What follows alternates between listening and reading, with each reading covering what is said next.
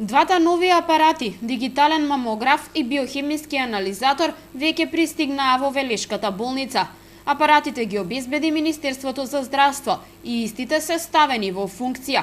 Министерот за здравство Никола Тодоров денеска ја посети Велешката болница. Очекува дека со новата опрема значително ќе се подобри здравствената услуга за пациентите. Ако до сега сме биле тука правени некаде околу 2500 мамографии годишно, сега ќе може да се прават над 5000, а може би и повеќе.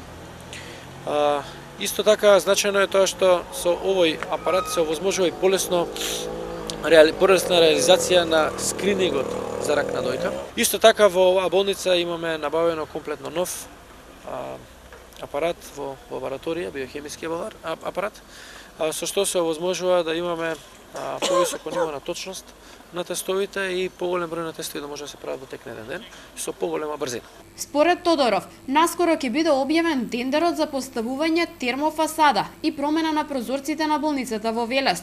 За оваа намена Министерството издвои 28 милиони денари. Дополнителни 20 милиони денари се предвидени за реконструкцијата на инфективното одделение. Според директорот на болницата, двата проекти ќе бидат реализирани во текот на оваа година.